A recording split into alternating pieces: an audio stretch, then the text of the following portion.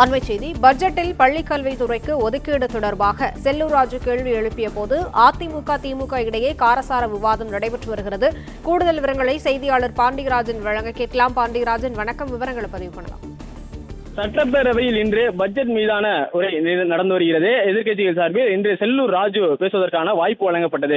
அவர் பேசும்போது விமான நிலையம் தொடர்பாக சில கேள்விகளை எழுப்பியிருந்தார். அதன் பிறகு பள்ளிக்கல்வித்துறை சார்பில் கட்டுமானங்கள் குறித்து சில கேள்விகளை முன்னாள் அமைச்சர் செல்லூர் ராஜு எழுப்பியிருக்க போது ஐ பெரியசாமி, திமுக அமைச்சர் ஐ பெரியசாமி மறுப்பு தெரிவிக்கும் விதமாக பேசியிருந்தார். குறிப்பாக தமிழகத்தில் இருக்கக்கூடிய பள்ளிக்கல்வித்துறையின் கீழ் இருக்கக்கூடிய பள்ளி கட்டிடங்களில் ஒரு சில கட்டிடங்கள் சிதிலமடைந்து இருப்பதாகவும் சில பள்ளிகள் மரத்தடியில் தான் தற்போது வரை நடைபெறுகிறது எனவும் குறிப்பிட்டிருக்கிறார். மேலும் பள்ளி மேம்பாட்டுக்காக ஒதுக்கப்பட்ட அந்த நிதி எங்கே போனது, எத்தனை கட்டிடங்கள் கட்டியிருக்கிறீர்கள் என்கின்ற அந்த கேள்வியை முன்னாள் அமைச்சர் செல்லூர் ராஜு எழுப்பியிருந்தார். அதற்கு பதிலளித்து பேசிய அமைச்சர் ஐ பெரியசாமி அவர்கள், இந்த ஆட்சியில் தான் தற்போது வரைக்கும் 6000க்கும் மேற்பட்ட வகுப்பறை கட்டடங்கள் கட்டப்பட்டு மாணவர்களுடைய பயன்பாட்டிற்காக கொடுக்கப்பட்டிருக்கிறது என அவர் தெரிவித்திருந்தார்.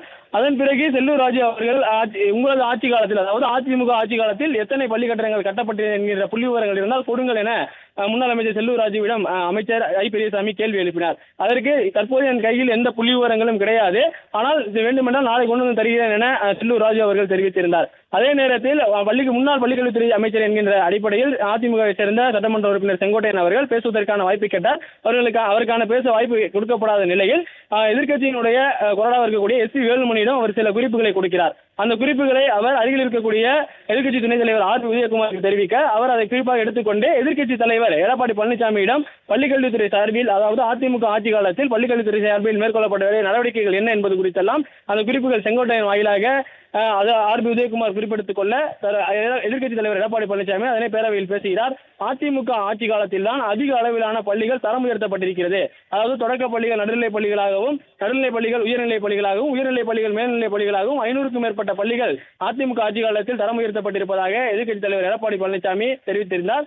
செங்கோட்டையனுக்கு வாய்ப்பு மறுக்கப்பட்ட நிலையில் பள்ளிக்கல்வித்துறை தொடர்பான அந்த குறிப்புகளை பெற்றுக்கொண்டு அதனை எடப்பாடி பழனிசாமி அவர்கள் பேரவையில் பேசியிருக்கிறார்.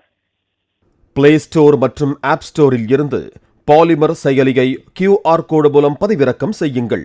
செய்திகளை உடனுக்குடன் பெறுங்கள்.